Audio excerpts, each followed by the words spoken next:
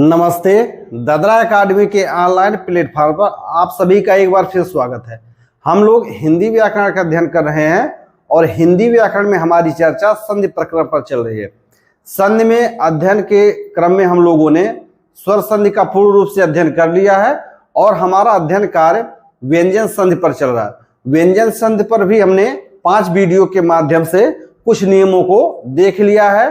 तो आइए आज की कक्षा में हम लोग व्यंजन संधि का जो सबसे अधिक उलझाऊ भाग होता है वह 2 वर्णों की वजह से होता है। एक वर्ण होता है तय और दूसरा वर्ण होता है दय। तो हम लोग आज तय और दय के संधि के विषय में अध्ययन करेंगे। तो आज हमारे चर्चा का बिंदु है तय और दय की संधि। तय और दय की संधि। हिंदी वर्णमाला में तय और दय को बहुत ही लोचदार वर्ण माना जाता है। लोचदार का मतलब होता है फ्लेक्सिबल। फ्लेक्सिबल यह दोनों वर्ण इस मायने में होते हैं कि संधि की क्रिया जब होती है तो यह दोनों वर्ण अधिकांश स्थितियों में अपने आगे आने वाले वर्ण का रूप ले लेते हैं, अपने आगे आने वाले वर्ण के अनुसार ढल जाते हैं। इन दोनों वर्णों की संधि जो है वह बहुत ही रोचक है। जब ये दोनों वर्ण किसी अन्य व्यंजन वर्ण के साथ मेल करते हैं तो संधि होने की दशा में यह दोनों व्यंजन वर्ण अपने आगे आने वाले व्यंजन के प्रभाव में ढल जाते हैं, उनका प्रभाव ले लेते हैं। ऐसा क्यों होता है? तो ऐसा इसलिए होता है कि हम लोग जानते हैं कि तय और दय दोनों दंत वर्ण है, अर्थात इन दोनों का जो उच्चारण स्थान होता है वह दांत होता है। अब अगर संधि होता है तो ऐसी स्थिति बनती है कि जीभ को दांत का स्पर्श करने के लिए जाना पड़ता है। यानी जीभ को जब तय और दय बोलना होता है तो जीभ को दांत का स्पर्श करना होता है। लेकिन यदि तय और दय के बाद कोई अन्य वर्ण आते हैं तो ऐसी स्थिति में तय और दय का उच्चारण करने के लिए जीवा दांतों का स्पर्श करने के बजाय सीधे दूसरे वाले वर्ण के उच्चारण स्थान पर चली जाती है। इसलिए बाद वाले व्यंजन के अनुसार तय और दय का उच्चारण होता है और इसीलिए तय और दय की काफी सारी स्थितियां बनती है जिनको आज हम लोग इस कक्षा में देखेंगे। तो इस कक्षा को अच्छी तरह समझने के लिए हम लोगों को वर्गीय व्यंजन का उच्चारण विधा समझ लेना चाहिए। तो हम लोगों ने देखा कि हिंदी वर्णमाला में तय और दय को लोचदार वर्ण कहा जाता है। तो हम लोग सबसे पहले इसको अच्छी तरह समझने के लिए देख लेते हैं कि वर्गीय व्यंजन की उच्चारण प्रक्रिया या उच्चारण स्थान सबसे पहले देख लेते हैं।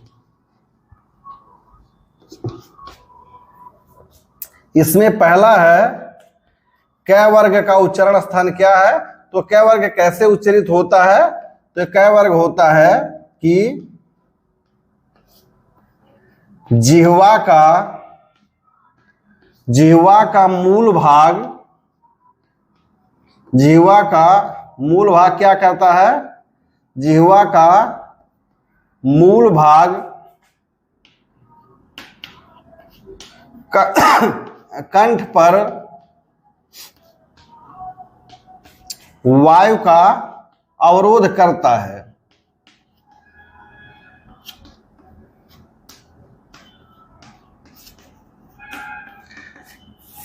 कै वर्ग के उच्चारण में क्या होता है कि जिह्वा का जो मूल भाग होता है वह कंठ को अवरोध करके कै वर्ग का उच्चारण करता है। कंठ पर क्या करता है? वायु का अवरोध करता है। दूसरी स्थिति क्या बनती है कि चय वर्ग में क्या होता है कि जिह्वा का अग्रभाग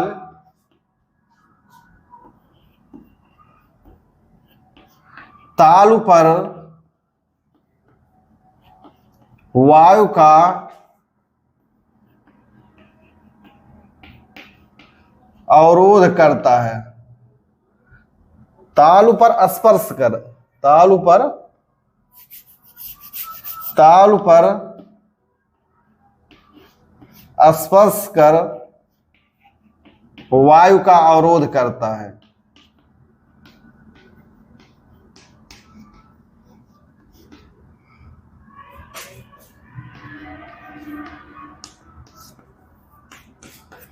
यदि हम लोग इस विधा को, इस उच्चारण स्थान को समझ लेंगे तो अभी तय और दय की संधि हमारे लिए काफी सहज हो जाएगी। तीसरी स्थिति होती है टय वर्ग। इसमें क्या होता है? इसमें होता है कि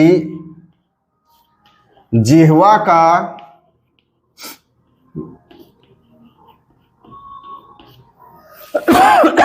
अग्रभाग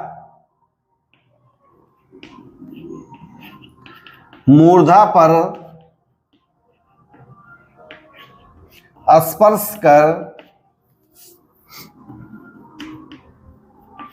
वायु का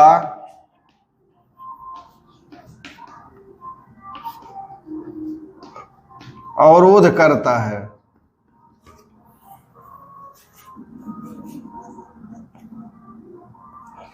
तय वर्ग में क्या होता है?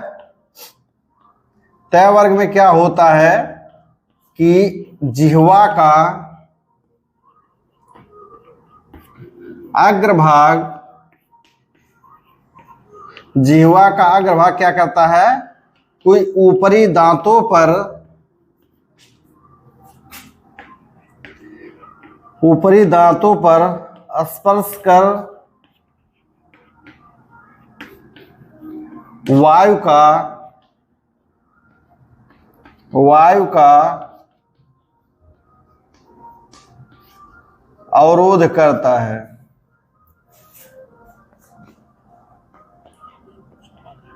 पय वर्ग में क्या होता है कि पय वर्ग में होठ आपस में मिलते व हटते हैं। पय वर्ग में क्या होता है कि होठ आपस में मिलते हैं, हटते हैं, यानी होठों का मिलना व अलग होना होता है। आप लोग कहेंगे कि संधि के प्रकरण में हम लोग उच्चारण विधा को, उच्चारण स्थान व उच्चारण विधा कर लीजिए। क्यों पढ़ रहे हैं? तो अभी हम आप लोगों को समझा दे रहे हैं कि हमने तय का 2 नियम पढ़ लिया है। हमने क्या किया है कि तय का 2 नियम पढ़ लिया है। कौन कौन सा? पहला हमने पढ़ा था कि तृतीय अक्षर का नियम, अर्थात वर्गीय व्यंजन का प्रथम वर्ण अपने ही वर्ग के तृतीय वर्ण में बदल जाता है। और दूसरा हमने पढ़ा था कि पंचमाक्षर नियम, यानी वर्ग का प्रथम वर्ण अपने ही वर्ग के पंचम वर्ण में बदल जाता है या आदेश हो जाता है। हम लोग अभी तय और दय की संधि देखेंगे। तो तय और दय संधि की देखने में हम लोग देखेंगे कि तय और दय, चूंकि तय क्या है? तय दंत वर्ण है, तो हम लोग देखेंगे चूंकि पय वर्ग के उच्चारण में क्या होता है कि जिह्वा के अग्रभाग का कोई भी उपयोग नहीं होता है। उसी प्रकार कै वर्ग में क्या होता है कि जिह्वा के अग्रभाग का कोई भी उपयोग नहीं होता है। हम लोग देखते हैं कि च वर्ग, ट वर्ग और त वर्ग में जिह्वा का अग्रभाग काम करता है। च वर्ग में, ट वर्ग में और त वर्ग में जिह्वा का अग्रभाग काम करता है, अर्थात तालव्य व्यंजन में, मूर्धन्य व्यंजन में और दंत व्यंजन में जिह्वा का अग्रभाग सबसे अधिक अपनी भूमिका निभाता है। इसीलिए संधि करते समय सबसे अधिक विचलन तालव्य व्यंजन में होता है, मूर्धन्य व्यंजन में होता है और दंत व्यंजन में होता है। फिर से समझिए कि जिह्वा के अग्रभाग का योगदान तालव्य व्यंजन में होता है, मूर्धन्य व्यंजन में होता है और दंत व्यंजन में होता है। इसीलिए संधि में सबसे अधिक विचलन जो होता है, सबसे अधिक परिवर्तन जो होता है, यानी नियमों का जो सबसे अधिक अतिक्रमण होता है वह तालव्य व्यंजन में होता है, मूर्धन्य व्यंजन में होता है और दंत व्यंजन में होता है। आप लोग इसको एक बार नोट कर लीजिए। हम आइए हम लोग तय और दय की संधि देख रहे हैं। तो चूंकि तय के साथ कुछ अलग स्थितियां बनती हैं, दय के साथ कुछ अलग स्थितियां बनती हैं, इसलिए सबसे पहले आज की कक्षा में हम लोग तय की स्थिति के विषय में देखेंगे। आप लोग इसको नोट कर लीजिए।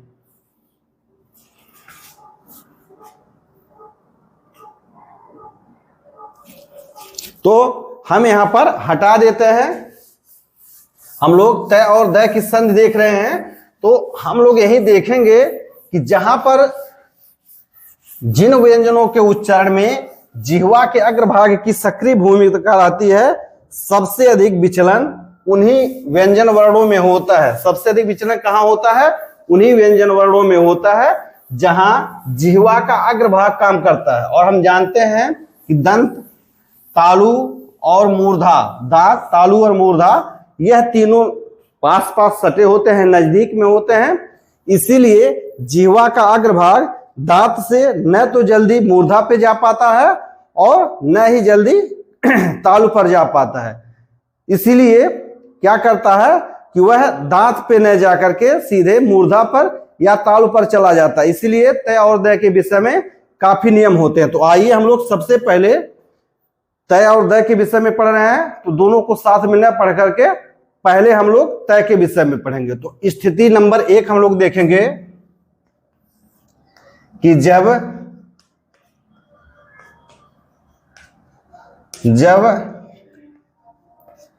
प्रथम पद का अंतिम वर्ण तय हो, तो कौन कौन सी स्थिति बनती है कि जब प्रथम पद का अंतिम वर्ण तय हो। तो हम लोग जानते हैं तय क्या है? तय एक अघोष वर्ण, तय एक अघोष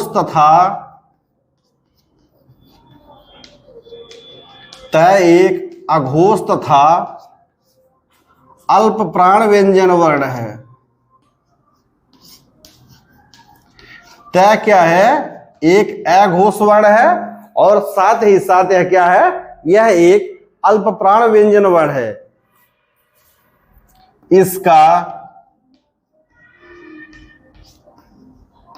इसका उच्चारण स्थान, तय का उच्चारण स्थान क्या होता है?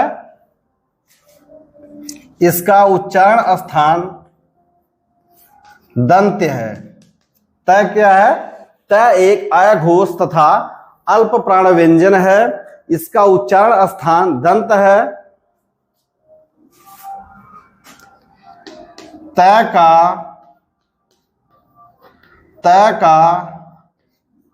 अन्य वर्णों के साथ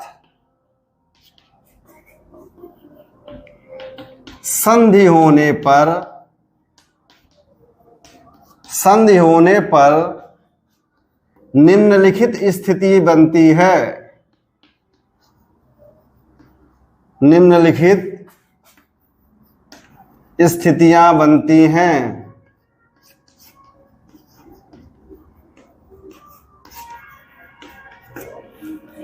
तय क्या है? तय एक अघोष तथा अल्प प्राण व्यंजन है, व्यंजन वर्ण है। इसका उच्चारण स्थान दंत है। तय का अन्य वर्णों के साथ संधि होने पर निम्नलिखित स्थिति बनती है। इसमें पहली स्थिति बनती है तय का द में आदेश। तय किस में आदेशित हो जाता है? द में। तय का द में आदेश हो जाता है। ऐसा कब होता है? तो तय धन स्वर रहे या वर्ग का तीसरा चौथा वर्ण रहे या अंतःस्थ व्यंजन रहे। तो उसमें क्या होता है कि तय का आदेश तय का आदेश किस में हो जाता है? दय में। पहला है कि तय का दय में आदेश। ऐसी स्थिति कब होती है कि तय के बाद स्वर हो या वर्ग का तीसरा या चौथा वर्ण हो या अंतःस्थ वर्ण हो तो तय किस में आदेशित हो जाता है? दय में आदेश होती है। दूसरी स्थिति क्या बनती है कि तय का न में आदेश। दूसरी स्थिति क्या बनती है कि तय न में आदेशित हो जाता है। ऐसा कब होता है कि जब तय का मेल न से हो अथवा मैं से हो, तब इसमें क्या बनता है? तो इसमें बनता है कि तय किस में आदेशित हो जाता है? तय आदेशित हो जाता है न में। तय किस में आदेशित हो जाता है? न में। तीसरी स्थिति बनती है कि तय का च में आदेश। तय का आदेश किस में होता है? च में आदेश होता है। तीसरी स्थिति कब बनती है कि जब तय का मेल च से हो अथवा छ से हो, तब क्या होता है? तब तय का आदेश च में हो जाता है। यह तीसरी स्थिति बनती है। चौथी स्थिति बनती है कि तय का ज में आदेश।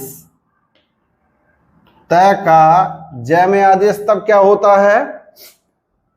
तब क्या स्थिति बनती है? तय का मेल जब ज से हो अथवा झ से हो तो तय किस रूप में आदेशित हो जाता है? ज के रूप में। पांचवी स्थिति बनती है तय का ट में आदेश। तय का आदेश किस में हो? ट में आदेश हो। नियमानुसार क्या होना चाहिए? तय का मेल ट से हो या ठ से हो तो क्या होता? चूंकि ठ से कोई भी तत्सम शब्द प्रारंभ नहीं होता है कि जो तय के साथ संधि करे, इसलिए ठ मैं केवल नियम के लिए लिख दे रहा हूं। तो तय का मेल जब ट या ठ से हो तो तय का आदेश किस में हो जाता है? ट में हो जाता है। छठवीं स्थिति क्या बनती है कि तय का ड में आदेश। तय का क्या होता है कि ड में आदेश होता है। तो कौन सी स्थिति बनती है? तो स्थिति बनती है तय धन ड आवलिक ढ। चूंकि ढ से भी ऐसा कोई तत्सम शब्द नहीं है जिसका मेल तय से हो, तो उसको हम केवल नियम के लिए लिख दिए हैं। तो तय का आदेश किस में हो जाता है? ड में हो जाता है। तय का आदेश किस में हो जाता है? ड में हो जाता है। सातवीं स्थिति बनती है कि तय का ल में आदेश। तय का आदेश ल में कब होता है? तो ऐसी स्थिति बनती है कि जब तय का मेल ल से होता है तो तय किस में आदेशित हो जाता है? तो तय ल में आदेशित हो जाता है। आठवीं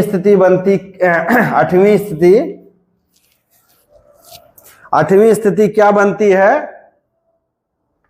तो आठवीं स्थिति बनती है कि तय का च में व स का छ में आदेश। अभी तक हमने ऊपर के 6 स्थितियों में देखा, हमने ऊपर के 6-7 स्थितियों में देखा कि केवल तय ही दूसरे वर्ण के रूप में आदेशित हो रहा है। लेकिन 7वीं और 8वीं सात स्थिति में तो हम देखेंगे कि 8वीं और 9वीं स्थिति में क्या होता है कि एक ही वर्ण नहीं बल्कि 2 वर्णों में आदेश हो जाता है। तो यह क्या हो रहा है कि तय का च में व स का छ में आदेश। तो ऐसा क्यों होता है? यदि तय के बाद स आता है तो इसमें क्या होता है कि तय का आदेश च में होता है तथा स का आदेश छ में हो जाता है। स का आदेश किस में हो जाता है? छ में हो जाता है। नौवीं स्थिति बनती है कि तय का द में व है का ध में आदेश, तय का द में व है का ध में आदेश हो जाता है। ऐसा क्यों होता है कि जब तय का मेल है से होता है तो क्या होता है कि तय का आदेश द में हो जाता है तथा है किस में आदेशित हो जाता है? तो है ध में आदेशित हो जाता है। जब प्रथम पद का अंतिम वर्ण तय हो तो यह 9 स्थितियां बनती हैं। जब प्रथम पद का अंतिम वर्ण तय हो तो यह 9 स्थितियां बनती हैं। आइए हम लोग इन स्थितियों का अब बारी बारी से अध्ययन कर लेते हैं। इन स्थितियों का हम लोग बारी बारी से क्या करते हैं? अध्ययन कर लेते हैं। तो आइए हम लोग इनको देख लेते हैं और इनके 2-2, 3-3, 4-4 उदाहरण देख लेते हैं। तो हम इसको हटा दे रहे हैं और आइए पहली स्थिति को देख लेते हैं।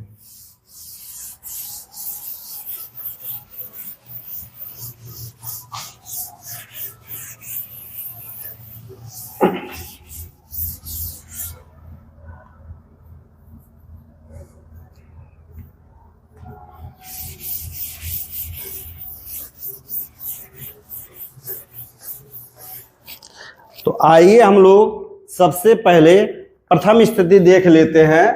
पहली स्थिति क्या है कि जब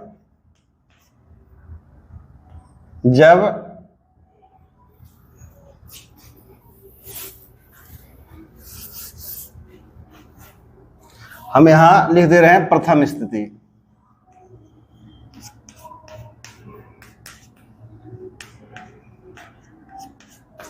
इसका नियम क्या है कि जब प्रथम पद का अंतिम वर्ण तय हो, जब प्रथम पद का अंतिम वर्ण तय हो तथा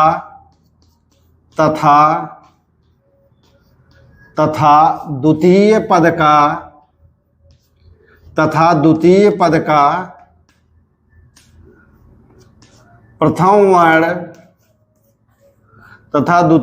का प्रथम वर्ण स्वर हो,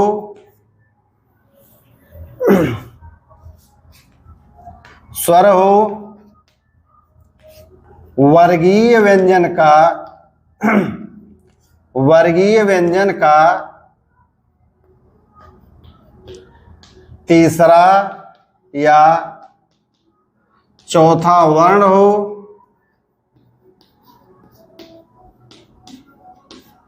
अथवा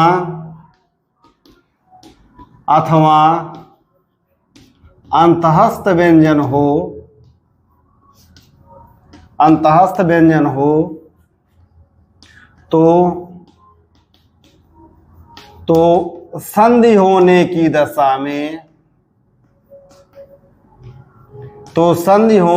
दशा में तय का आदेश अपने ही वर्ग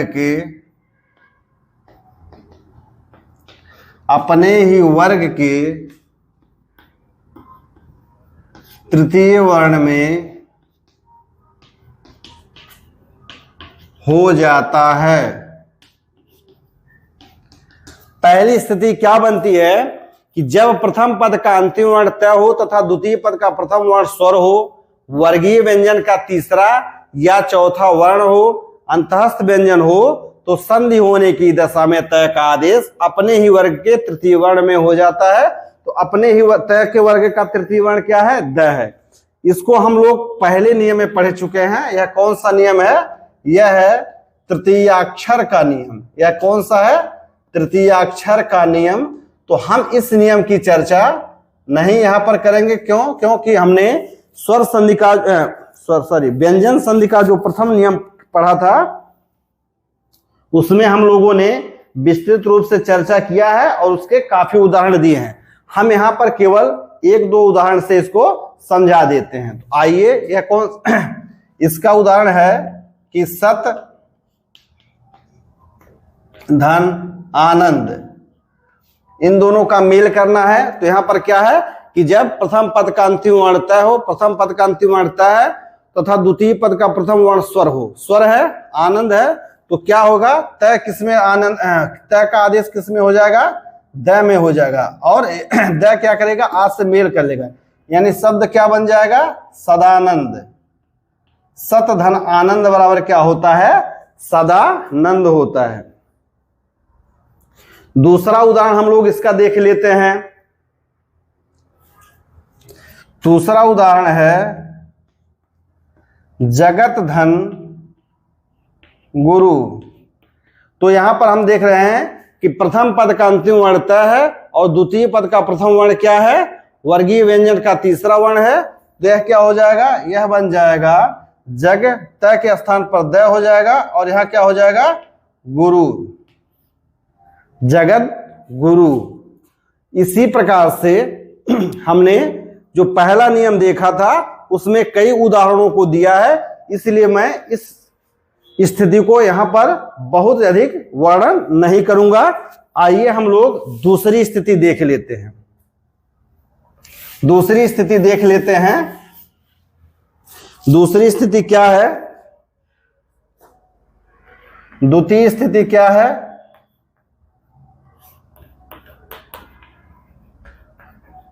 द्वितीय स्थिति में क्या है कि तय का आदेश किस में हो जाता है? न में हो जाता है। इसको, इस नियम को हम लिख देते हैं कि जब प्रथम पद का अंतिम वर्ण तय हो तथा जब प्रथम पद का अंतिम वर्ण तय हो तथा द्वितीय पद का प्रथम वर्ण न अथवा मैं हो, जब प्रथम पद का अंतिम वर्ण तय हो तथा द्वितीय पद का प्रथम वर्ण न अथवा मैं हो, तो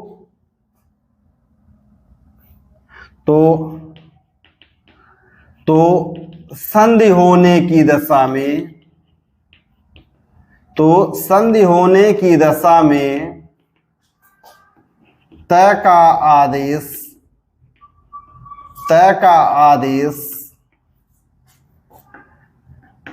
न में हो जाता है। जब प्रथम पद का अंतिम वर्ण तय हो तथा द्वितीय पद का प्रथम वर्ण न अथवा मैं हो, तो संधि होने की दशा में तय का आदेश न में हो जाता है। इस नियम को हम लोग दूसरे नियम में देखे थे, व्यंजन संधि का द्वितीय नियम। यह कौन सा नियम है? यह है पंचमाक्षर का नियम।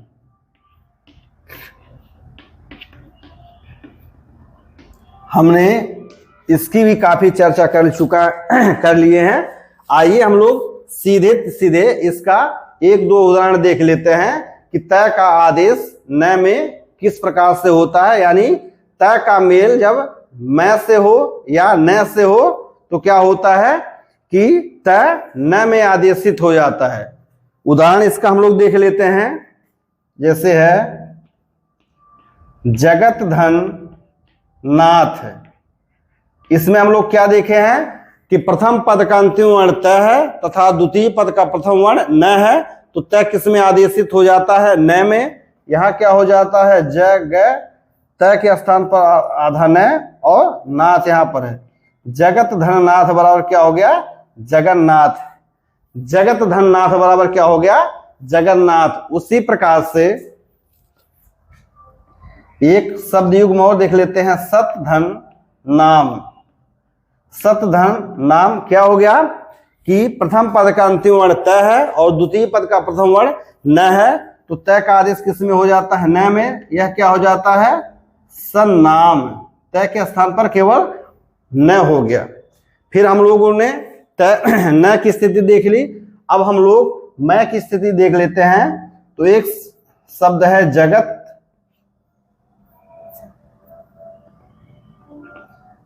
जगत धन माता। इसमें हम लोग क्या देख रहे हैं कि प्रथम पद का अंतिम वर्ण त है और द्वितीय पद का प्रथम वर्ण मैं है, तो त का आदेश किसमें हो जाता है, मैं में, सॉरी न में। तो यह क्या हो जाता है, जगन माता। जगत धन माता बराबर क्या हो जाता है, जगन माता। जगत धन माता बराबर क्या हो जाता है, जगन माता। उसी प्रकार एक शब्द हम और देख लेते हैं। शब्द युग्म क्या है, चित धन मैं। चित धन मैं। तो हम लोग इसमें देख रहे हैं कि प्रथम पद का अंतिम वर्ण त है और द्वितीय पद का प्रथम वर्ण मैं है, तो त का आदेश न में हो जाता है। यह शब्द क्या बन जाता है, चिन्मय। चित धनमय बराबर क्या होगा, हो जाता है चिन्मय। हम लोगों ने इन दो नियमों को, प्रथम स्थिति को हमने तृतीयाक्षर का नियम के अंतर्गत पढ़ा है और द्वितीय स्थिति को हम लोगों ने पंचमाक्षर का नियम के अंतर्गत पढ़ा है। इन दोनों स्थितियों को हम लोग पहले ही अध्ययन कर चुके हैं और उसमें काफी उदाहरणों को देखा है, क्योंकि यह दोनों स्थितियां क, च, ट, त और प के साथ होती हैं। दोनों स्थितियां, इसमें प्रथम पद का अंतिम वर्ण क भी हो तो भी वही स्थिति होती है, च हो तो भी वही स्थिति होती है, ट हो तो भी वही स्थिति होती है, त हो तो भी वही स्थिति और प भी होती है तो भी स्थिति। लेकिन हम लोग यहाँ मुख्य रूप से स्पेशली त के विषय में अध्ययन कर रहे हैं, तो मैं इसको अलग से ही बता दे रहा हूं। मैं नहीं चाहता हूं कि कोई भी संशय की स्थिति बनी रहे। आइए हम लोग तीसरी स्थिति को देख लेते हैं। तो हम इसको मिटा देते हैं, हटा देते हैं। तो तृतीय स्थिति देख लेते हैं। तृतीय स्थिति क्या कहता है,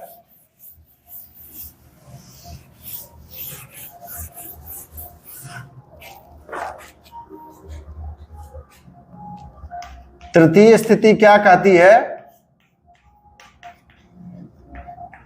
कि जब त का आदेश च के रूप में होता है। तृतीय स्थिति में क्या होती है कि त का आदेश च के रूप में होता है।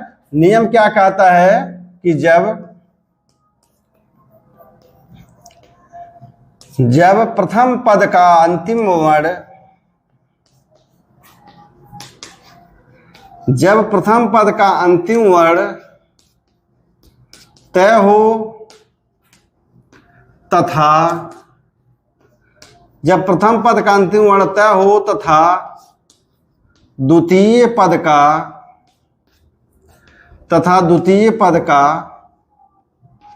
प्रथम वर्ण च अथवा छ हो। जब प्रथम पद का अंतिम वर्ण त हो तथा द्वितीय पद का प्रथम वर्ण छ अथवा छ हो तो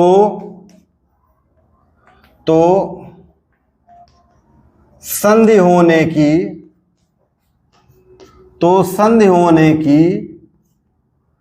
दशा में, तो संधि होने की दशा में त का आदेश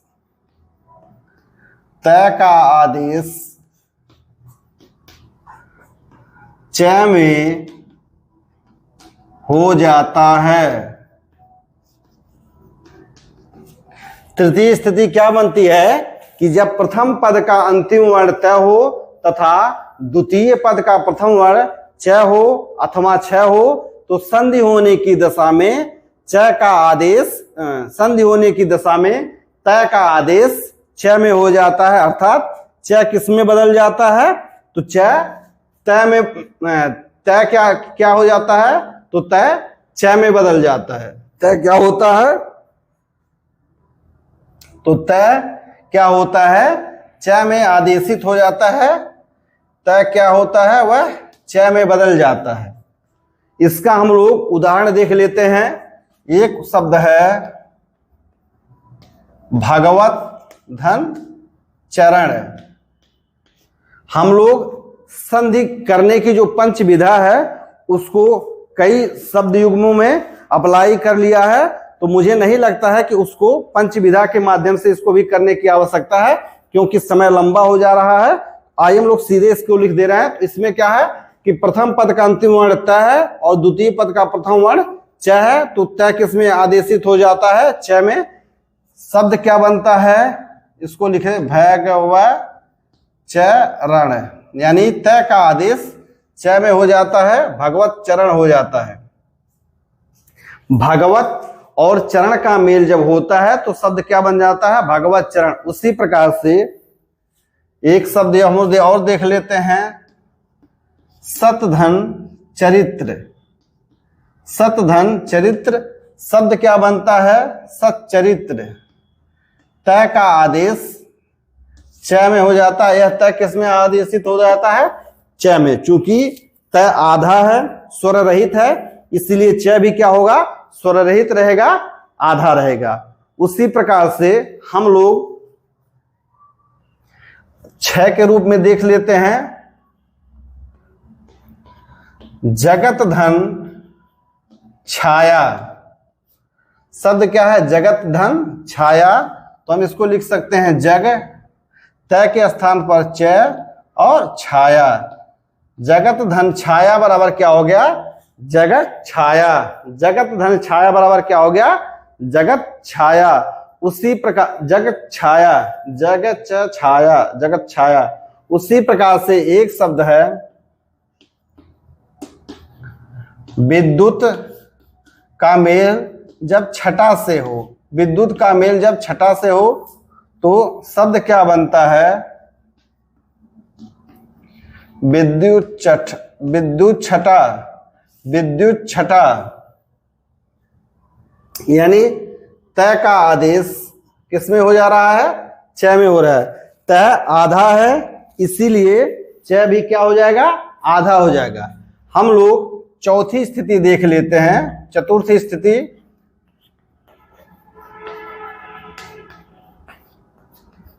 मैं यहां पर अधिक उदाहरणों को नहीं समझा रहा हूं, क्योंकि समय काफी लंबा हो जाता है।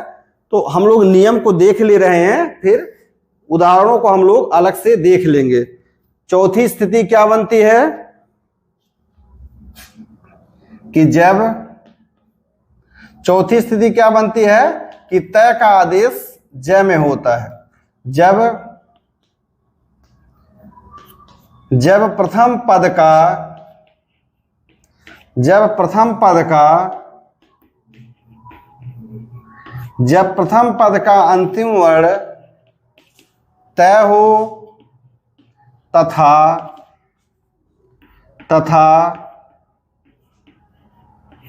द्वितीय पद का, जब प्रथम पद का अंतिम वर्ण तय हो तथा द्वितीय पद का प्रथम वर्ण ज अथवा झ हो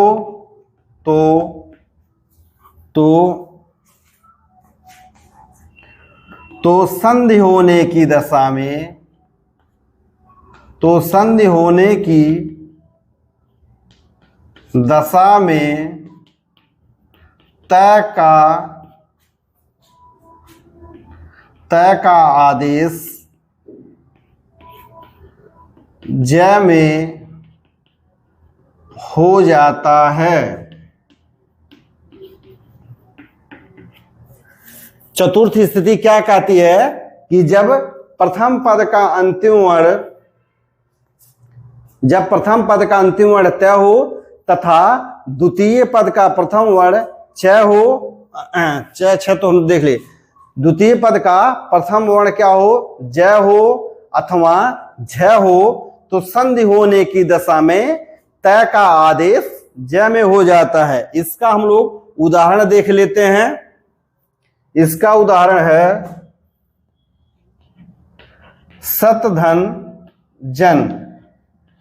हम लोग देख रहे हैं कि प्रथम पद का अंतिम वर्ण तय है और द्वितीय पद का प्रथम वर्ण जय है। तो क्या हो जाएगा, तय का आदेश किसमें हो जाएगा, जय में। तो तय के स्थान पर हम लोग जय लिख देंगे, चूंकि तय आधा है, स्वर रहित है, इसलिए जय भी आधा रहेगा, स्वर रहित होगा, बाद में जन हम लिख देंगे। सत धन जन बराबर हो गया सज्जन। इसी प्रकार से एक शब्द युग्म और है जगत धन जननी। जगत धन जननी बराबर क्या हो जाएगा, जगत जननी। जगत धन जननी बराबर क्या हो जाएगा, जगत जननी। जगत धन जननी बराबर क्या हो जाएगा, जगत जननी। चूंकि यहां का आपको लोगों को दिखाई दे रहा नहीं, जगत धन जननी बराबर क्या हो जाता है, जगत जननी। सत धन जन बराबर क्या हो जाता है, सज्जन। जगत धन जननी बराबर क्या हो जाता है, जगत जननी। उसी प्रकार से एक शब्द है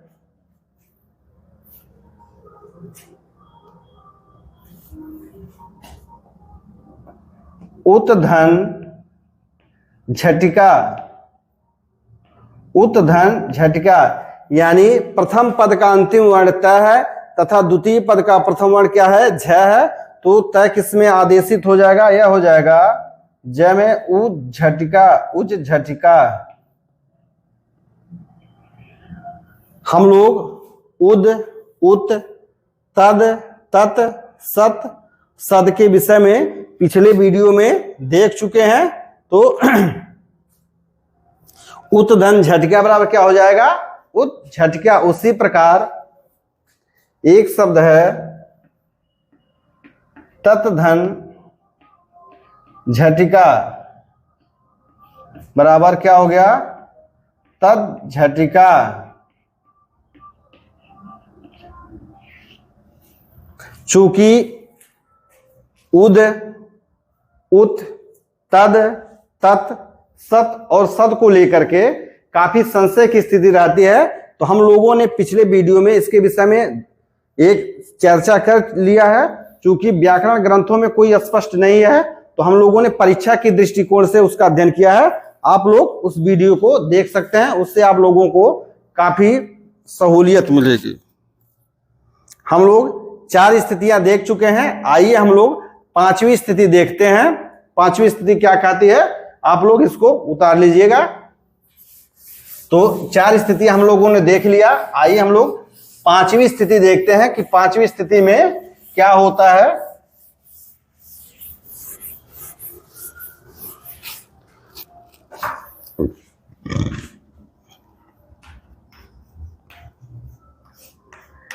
पंचम स्थिति हम लोग देखते हैं। पंचम स्थिति में क्या होता है कि तय का आदेश किसमें होता है, तय में। तय का आदेश किसमें होता है, तय में। तो हम लोग आइए नियम को देख लेते हैं कि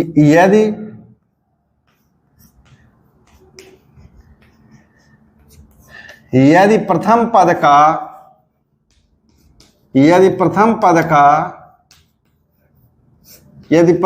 का अंतिम वर्ण तय हो तथा यदि प्रथम पद का अंतिम वर्ण तय हो तथा द्वितीय पद का प्रथम वर्ण तय अथवा ठय हो। हालांकि ठय से ऐसा कोई भी तत्सम शब्द नहीं मिलता है कि जो संधि की क्रिया करती हो, लेकिन हम नियम के अनुसार लिख दिए हैं, जब प्रथम पद का अंतिम वर्ण तय हो तथा द्वितीय पद का प्रथम वर्ण टय अथवा ठय हो तो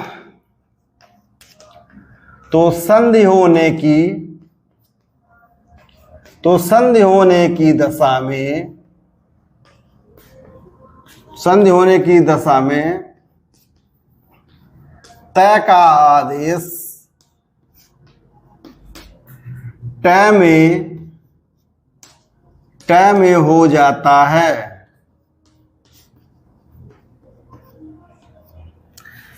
यदि प्रथम पद का अंतिम वर्ण तय हो तथा द्वितीय पद का प्रथम वर्ण टय अथवा ठय हो तो संधि होने की दशा में तय का आदेश टय में हो जाता है। उदाहरण देख लीजिए, एक उदाहरण है वृहत धन टीका। वृहत धन टीका, इसमें हम लोग क्या देख रहे हैं कि प्रथम पद का अंतिम वर्ण तय है और द्वितीय पद का प्रथम वर्ण तय है। प्रथम पद का अंतिम वर्ण तय है और द्वितीय पद का प्रथम वर्ण क्या है, टय है। तो तय का आदेश किसमें हो जाएगा, टय में। शब्द क्या बनता है, बृहत टीका, बृहत टीका। उसी प्रकार से एक शब्द है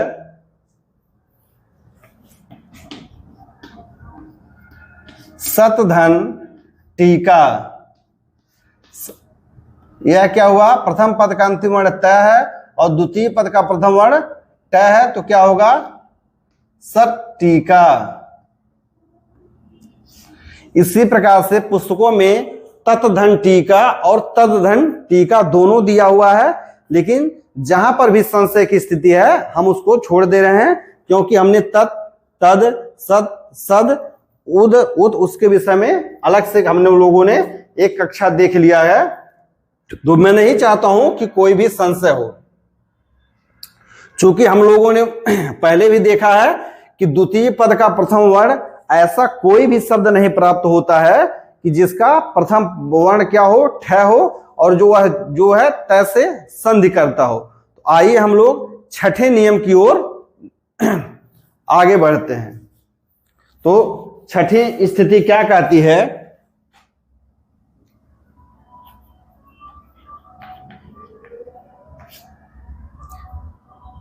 षष्ठ स्थिति।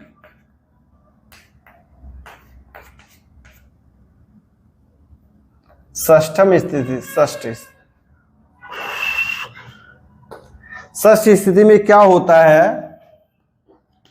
कि तय का आदेश किसमें हो जाता है, डय में। नियम क्या है, इसको आप लोग हिंदी में ही लिखिए, पता नहीं षष्ठ है छठी स्थिति। जब प्रथम पद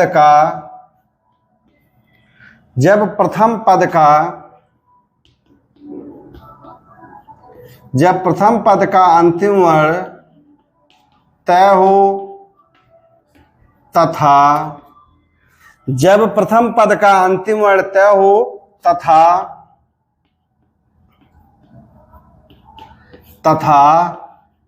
द्वितीय पद का प्रथम वर्ण डय हो, डय अथवा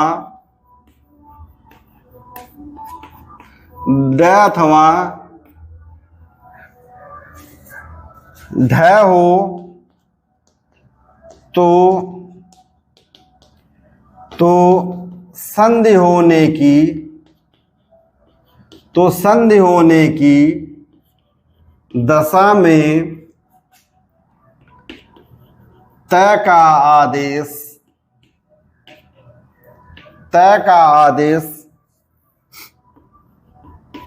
डय में हो जाता है। छठी स्थिति क्या बनती है कि जब प्रथम पद का, छठी स्थिति में क्या होता है कि तय का आदेश डय में हो जाता है। नियम क्या कहता है कि जब प्रथम पद का अंतिम वर्ण तय हो तथा द्वितीय पद का प्रथम वर्ण डय अथवा ढय हो तो संधि होने की दशा में तय का आदेश डय में हो जाता है। लेकिन फिर मैं कह रहा हूं कि न तो ठय से ही कोई तत्सम शब्द प्रारंभ होता है और न ही ढय से। ऐसा कोई शब्द नहीं मिलता है कि जो तय के साथ संधि करे। तो हम लोग केवल तय का डय में आदेश देख लेते हैं। एक शब्द है भवत धन डमरू, भवत धन डमरू बंद। तो चूंकि प्रथम पद का अंतिम वर्ण त है और द्वितीय पद का प्रथम वर्ण ड है, तो इसको हम लोग क्या लिखेंगे? भवत डमरू, भवत डमरू। भवत धन डमरू का मेल भवत धन डमरू जब मिलेगा तो क्या बनेगा? भवत डमरू। कुछ पुस्तकों में उत धन डयन करके उड्डयन बनाया गया है, तो मैंने पीछे की कक्षा में उद के स्थान पर उद को प्राथमिकता देने के लिए चर्चा, पिछले वीडियो में मैंने बताया कि उद के स्थान पर हम लोग उद को प्राथमिकता देंगे, तो हम यहाँ उत धन डयन से उड्डयन को नहीं बनाएंगे। यदि विकल्प में उद धन डयन नहीं दिया है, तब हम उत धन डयन को इस नियम के आधार पर सही करेंगे, अन्यथा हमारी पहली प्राथमिकता उद धन डयन बराबर उड्डयन होगा। उसी प्रकार उद धन ज्वल बराबर उज्ज्वल होगा, क्योंकि आप लोग खुद भी उच्चारण करके देख सकते हैं, उज्ज्वल उज्ज्वल उज्ज्वल कम स्पष्ट सुनाई देता है, लेकिन उज्ज्वल उज्ज्वल जल्दी से उदय जय में बदल जाता है। उसी प्रकार उड्डयन उद्डयन उड्डयन उद्डयन और उत्डयन दोनों बोलिए, देखिए क्या? उत्डयन उद्डयन उद्डयन और उड्डयन उद्डयन, यह द का जय में और द का ड में जल्दी से ही रूपांतरण हो जा रहा है, इसलिए मैं उद धन डयन को ही प्राथमिकता दूंगा, उत धन डयन को नहीं। आइए, जगह बची है तो हम लोग सप्तम स्थिति देख लेते हैं। सप्तम स्थिति क्या होती है कि तय का आदेश किसमें हो जाता है? लय में। तय का आदेश किसमें हो जाता है? लय में। नियम क्या कहता है कि जब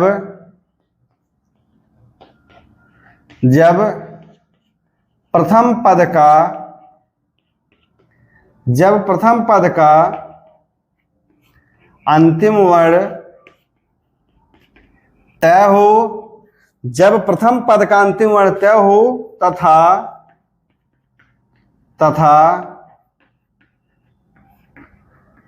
द्वितीय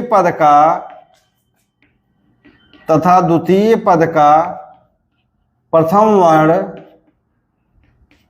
लय हो, तो संधि होने की दशा में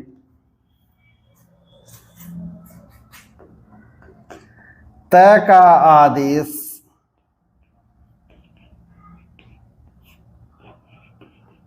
लय में हो जाता है। जब प्रथम पद का अंतिम वर्ण या यदि प्रथम पद का अंतिम वर्ण, यदि लिख लीजिए थोड़ा सिमिलरिटी बनी रहे, यदि प्रथम पद का अंतिम वर्ण तय हो तथा द्वितीय पद का प्रथम वर्ण लय हो, तो संधि होने की दशा में तय का आदेश लय में हो जाता है। उदाहरण हम लोग देख लेते हैं। भागवत धन लीला शब्द क्या बन गया? भागवत लीला। भागवत धन लीला बराबर भगवत लीला, यानी प्रथम पद का अंतिम वर्ण तय है और द्वितीय पद का प्रथम वर्ण क्या है? वह ल है, तो तय का आदेश किसमें हो गया? ल। उसी प्रकार से एक शब्द है भागवत धन लीन, शब्द क्या बना? भगवन लीन। भगवन लीन, भागवत धन लीन बराबर क्या हो गया? भगवान लीन। उसी प्रकार से एक शब्द और हम लोग देख लेते हैं। जगत धन लीला बराबर क्या होगा? प्रथम पद का अंतिम वर्ण तय है और द्वितीय पद का प्रथम वर्ण लय है, तो शब्द क्या बन जाएगा? जगन लीला। उम्मीद है कि यह सातों स्थितियों को समझने में कहीं पर भी कोई भी संशय नहीं होगा।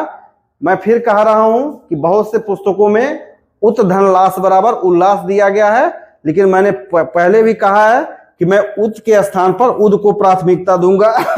इसीलिए उल्लास का जो संधि विच्छेद होगा, मैं उत धन लास के स्थान पर उद धन लास को प्राथमिकता दूंगा। तो उसकी चर्चा हम लोग जब द वर्ण की स्थिति पढ़ेंगे तो उसमें देखेंगे। आइए हम लोग 8वीं स्थिति को देख लेते हैं। तो मैं इसको हटा दे रहा हूं।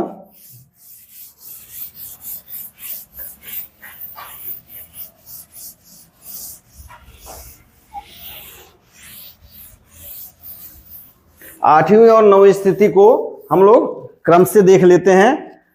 अष्टम स्थिति क्या कहती है?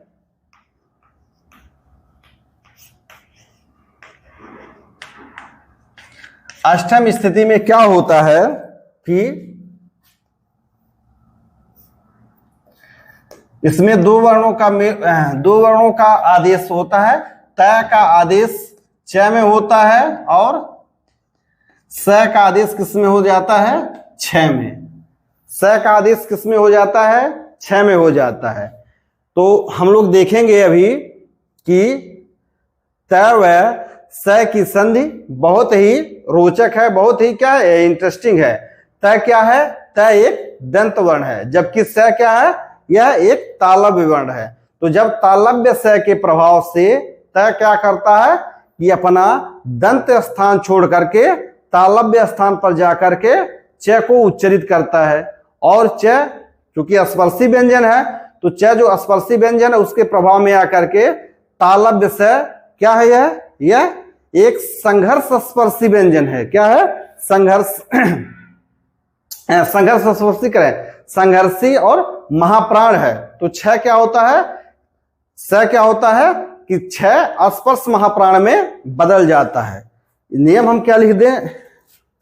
इसमें क्या होता है कि जब प्रथम पद का अंतिम वर्ण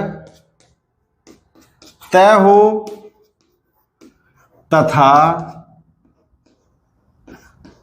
तथा द्वितीय पद का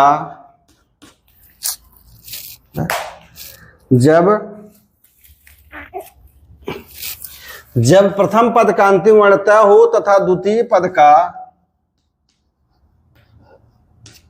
प्रथम वर्ण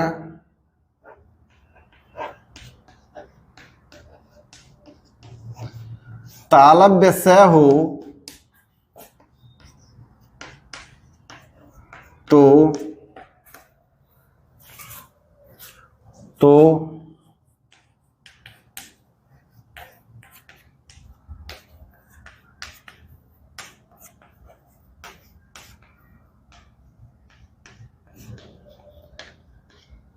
जब प्रथम पद का अंतिम वर्ण तय हो तथा द्वितीय पद का प्रथम वर्ण तालव्य स हो तो संधि होने की दशा में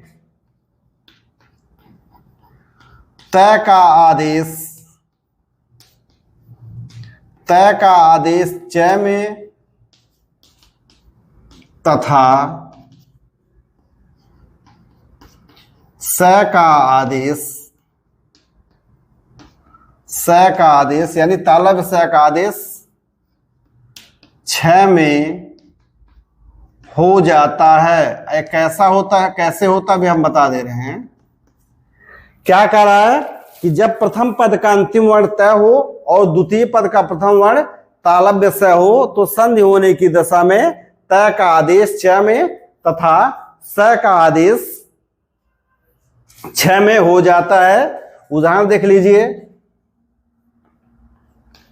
जगत का मेल जब शांति से होता है तो तय का आदेश किस में हो जाएगा? च में। तो क्या बनेगा? जगत और स का आदेश छ में होगा तो ये क्या होगा? शांति। जगत शांति, जगत धन शांति बराबर क्या होगा?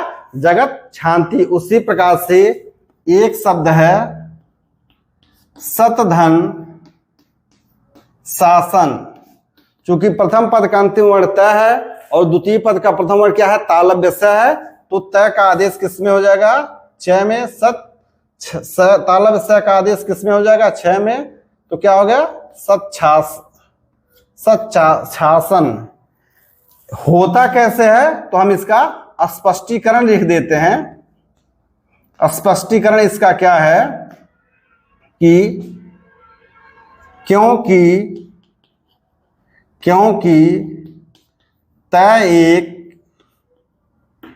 एक क्या है, दंत व्यंजन है, यानी त का उच्चारण स्थान क्या है, दंत है। हमने वीडियो के प्रारंभ में ही पांचों वर्गों के उच्चारण स्थान को स्पष्ट कर लिया है।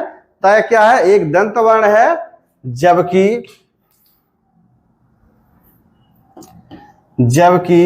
तालव्य स क्या है, जबकि स एक तालव्य व्यंजन है, यानी इसका उच्चारण स्थान क्या है, तालु है। क्योंकि त एक दंत व्यंजन है, जबकि स क्या है, स एक तालव्य व्यंजन है।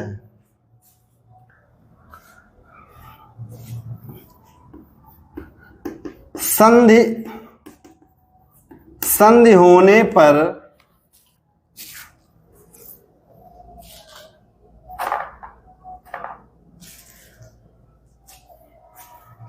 संधि होने पर जब त और स का संधि होता है तो क्या होता है कि संधि होने पर तालव्य स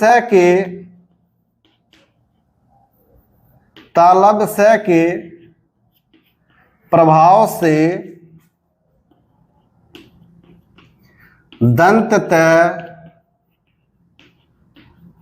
अपना उच्चारण स्थान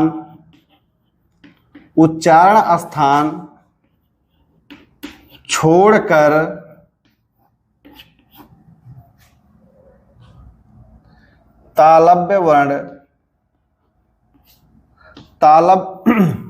क्या होता है कि संधि होने पर स के प्रभाव से दंत त क्या करता है, अपना उच्चारण स्थान, दंत स्थान छोड़कर तालव्य स्थान पर जाकर च के रूप में उच्चरित होता है।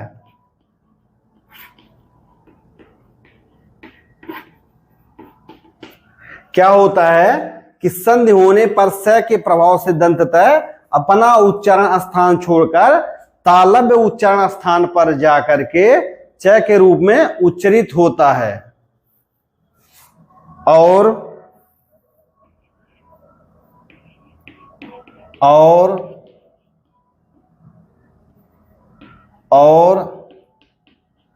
स्पर्शी व्यंजन च और स्पर्शी व्यंजन च क्या कर और स्पर्शी व्यंजन च और स्पर्शी व्यंजन च के प्रभाव में आकर और स्पर्शी व्यंजन च के प्रभाव में आकर स क्या है, स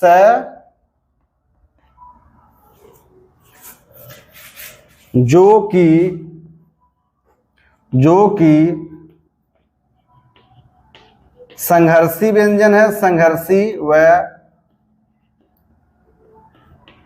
महाप्राण व्यंजन है, और स्पर्शी व्यंजन च के प्रभाव में आकर के स जो महाप्राण है, स्पर्शी है, च महाप्राण स्पर्शी व्यंजन है, जो कि संघर्षी व महाप्राण व्यंजन है,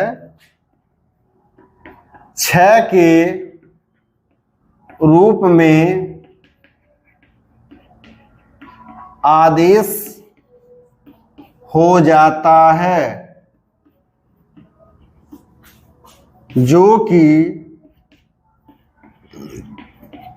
कि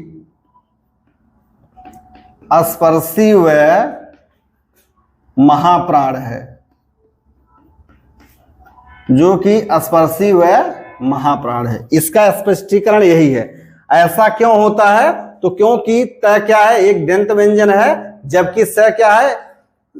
एक तालव्य व्यंजन। संधि होने पर तालव्य स के प्रभाव में दंत त अपना उच्चारण स्थान छोड़ करके तालव्य स्थान पर जाकर के च के रूप में उच्चरित होने लगता है। अब क्या होता है कि स्पर्श, चूंकि च हम लोग जानते हैं क्या है कि एक स्पर्शी व्यंजन है, तो स्पर्शी व्यंजन च के प्रभाव में आकर के स क्या है? जो संघर्षी है, महाप्राण है, वह छ के रूप में आदेश हो जाता है, जो एक स्पर्शी है वह महाप्राण है। अर्थात त का आदेश छ में हो जाता है और स का आदेश छ में हो जाता है। यह क्या है? यह है अष्टम स्थिति। उम्मीद है कि त का आदेश छ में क्यों होता है और स का आदेश छ में क्यों होता है, इसको आप लोग समझ पा रहे होंगे। आइए हम लोग नौवीं स्थिति को देख लेते हैं। तो हम इसको हटा देते हैं।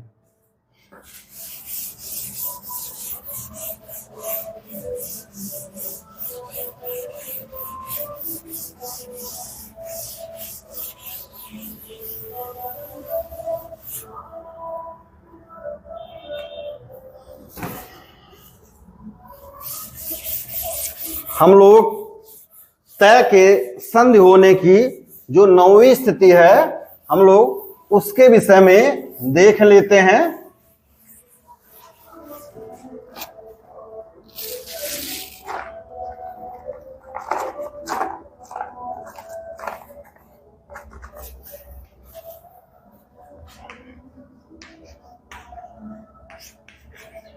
नवम स्थिति। नवम स्थिति में भी क्या होता है कि तय का मेल जब है से होता है, तय का मेल जब है से होता है तो इसमें होता है कि तय का आदेश द में होता है तथा है किस रूप में आदेशित हो जाता है? तो है ध के रूप में आदेशित हो जाता है।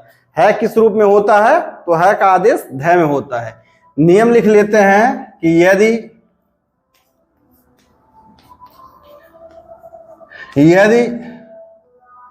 प्रथम पद का अंतिम वर्ण, यदि प्रथम पद का अंतिम वर्ण तय हो तथा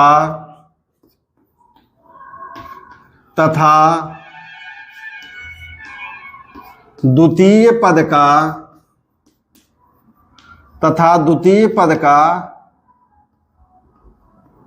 यदि प्रथम पद का अंतिम वर्ण तय हो तथा द्वितीय पद का प्रथम वर्ण है हो तो संधि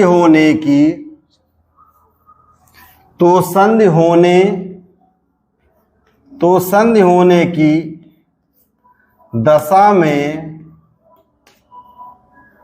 तय का आदेश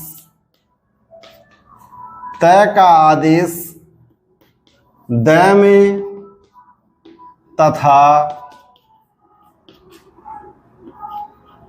है का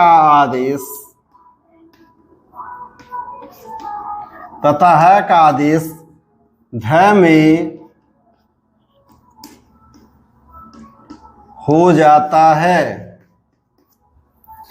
यदि प्रथम पद का अंतिम वर्ण तय हो तथा द्वितीय पद का प्रथम वर्ण है हो तो संधि होने की दशा में तय का आदेश द में तथा है का आदेश किसमें हो जाता है?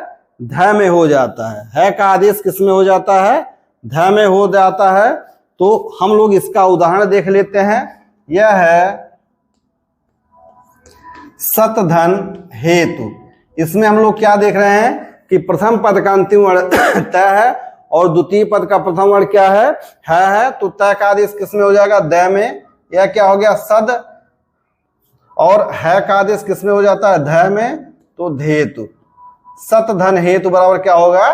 सद धेतु। उसी प्रकार से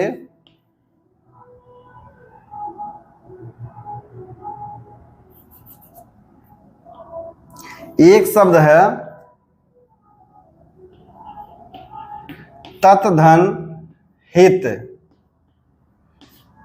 चूंकि तत् तद सद सत उद उद के विषय में हम लोग पढ़ चुके हैं, तो यहां पर त है और दूसरा द्वितीय पद का प्रथम वर्ण है, तो हम लोग क्या करेंगे, त का आदेश द में और है का आदेश ध में हो जाएगा, तो शब्द क्या बन जाएगा, तद्धित। तत्धनहित बराबर तद्धित। ऐसा क्यों होता है, तो आइए हम लोग इसका भी स्पष्टीकरण समझ ले, ऐसा क्यों होता है। यदि हम लोग स्पष्टीकरण को समझे रहेंगे तो हम लोग संधि को अच्छी तरह से समझ पाएंगे, हम लोग रटने की प्रवृत्ति से हमारा क्या होगा, बचाव होगा। तो हम लोग देखते हैं क्या होता है कि त एक क्या है, अघोष तथा, त एक अघोष तथा क्या है, अल्प प्राण व्यंजन है।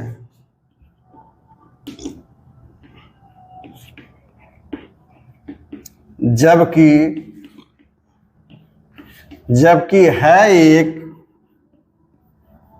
है क्या है, एक सघोष है, सघोष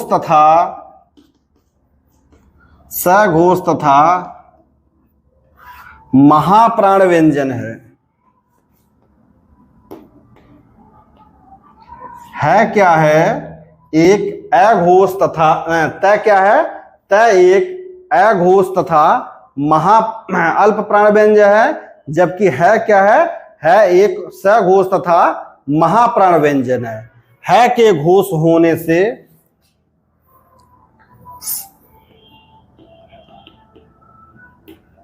संधि होने पर क्या होता है, संधि होने पर है के घोष या सघोष है के सघोष, संधि होने पर है के सघोष होने के कारण, संधि होने पर है के सघोष होने पर त क्या होता है, त अपने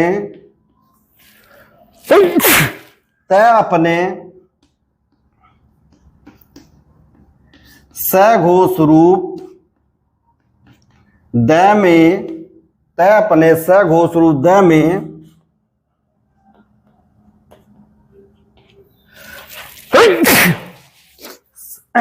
सघोष रूप द में आदेश हो जाता है। त क्या है, त एक अघोष तथा अल्प प्राण है, जबकि है एक सघोष तथा महाप्राण व्यंजन वर्ण है। संधि होने पर है के घोष होने के कारण त अपने घोष रूप द में क्या हो जाता है, आदेश हो जाता है। तथा है क्या करता है, तथा है संधि के कारण, तथा है क्या करता है, तथा है क्या करता है कि संधि के कारण, तथा है संधि के कारण द के स्थान से क्या होता है कि महाप्राण रूप ध के रूप में उच्चारित होने लगता है।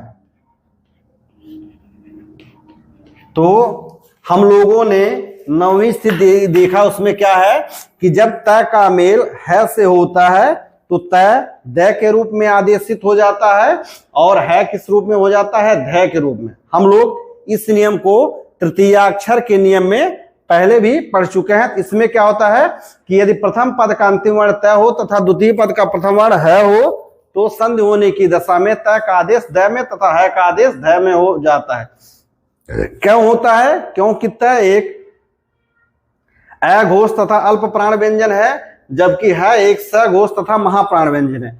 संधि होने पर है के सघोष होने के कारण तय अपने सघोष रूप द में उच्चरित होता है, आदेशित हो जाता है, तथा है संधि होने के कारण द के स्थान से महाप्राण रूप ध के रूप में उच्चरित होने लगता है। तो आज की कक्षा को हम यहीं पर विराम देते हैं। उम्मीद है कि तय का व्यंजन संधि में जो 9 स्थितियां बनती हैं आप लोग इसको समझ पा रहे होंगे। अगले कक्षा में हम लोग द का जो संधि रूप बनता है उसके विषय में हम लोग अध्ययन करेंगे।